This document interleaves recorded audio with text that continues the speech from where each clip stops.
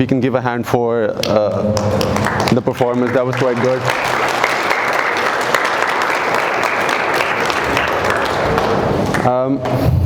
Okay, so I imagine that you start your day off with 20 tasks on your to-do list.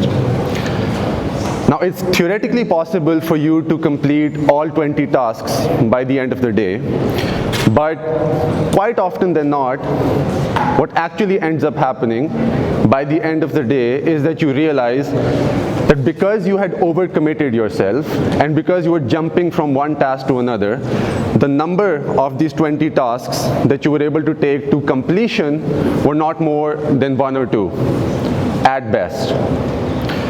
Research shows that for an average human, the number of tasks that they can complete on a daily basis is somewhere around 3 to 5. Now, for you to complete these 3 to 5 tasks, it will of course depend on what your productivity is and how you're able to manage and apportion your time on a daily basis. You also have to keep in mind that there are only so many working hours in a given day, and that there is a portion during the day when you are more productive, and then there's a portion during the day when you are not so productive. So given all of that, keeping all of that in mind, these 3 to 5 tasks are the actual possibility.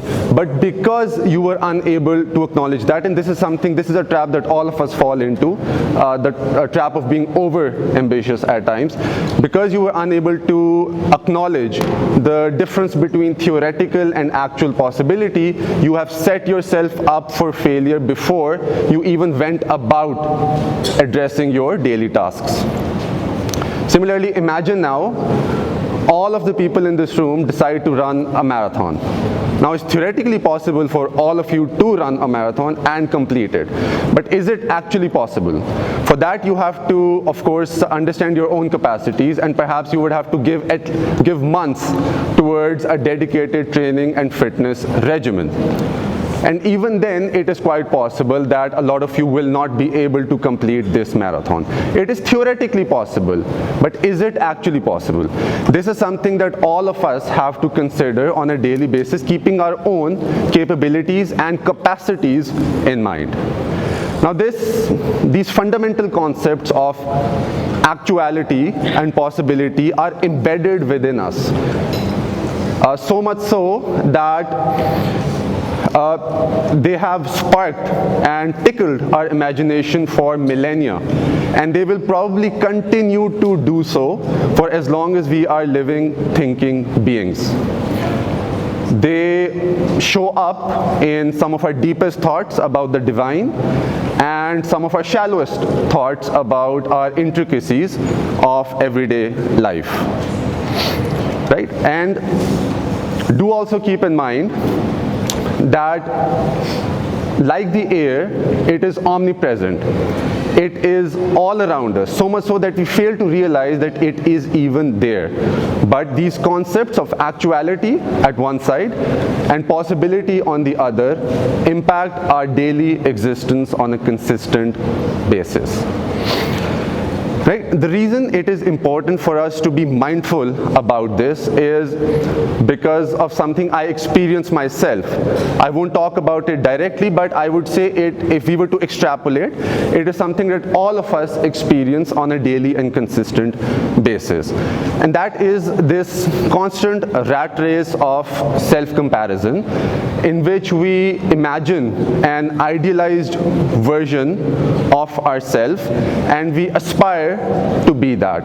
Now, that is completely fine. That is exactly how progress is made.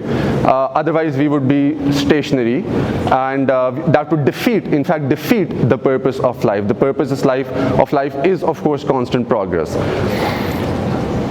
But the trap happens when we over-idealize this imagined version and we start denigrating our current version. Now you've created such a huge gap between actual possibility, actuality, and theoretical possibility or logical possibility that you have made this imagined version unattainable. And you are putting yourself into a frustration trap. What you can in fact do is to think about what you can do now to start making incremental progress. Progress that is sustainable is never radical. It is done consistently. It forces you to change your behavior patterns. What you do now impacts your tomorrow, and so forth. Now, it is also quite possible that this imagined version that you have about yourself, it is based on your current likes and dislikes. It is quite possible that once you achieve this imagined version, your likes and dislikes won't be the same. So you will no longer be satisfied by this imagined version. And that is fine. This concept of shifting goalposts is exactly how we make progress in life. But we need to be mindful about the fact that what you can do right now can create momentum towards lasting and sustainable change and allow you to start achieving those goals. Right? So I'll give you another example just to illustrate this a bit. Imagine that you are standing in the front of this room. You are an entrepreneur. You have come up with this brilliant idea that has sparked this amazing product. And you're trying to sell this to each and every person in this room. The only problem is that research shows if you have a brilliant idea and then you come up with a brilliant product, you will only be able to penetrate 2 to 5% of the market initially. And then, of course, you can expand from there. If your goal is to sell your product to each and every person in this room, then perhaps you are setting yourself up for failure before you have even gone about your enterprising task. If, however, you had the actual possibility in the back of your head, anything over 5% would be success to you. So keeping these things in mind, knowing that actual possibility is always based on empirical research and evidence can have a transformative effect on your daily life. So I leave you with this, and I hope you can ponder on this after this event ends as well. Why should we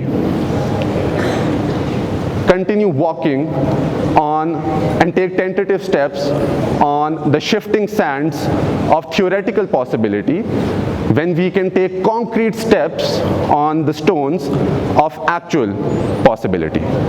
Thank you very much.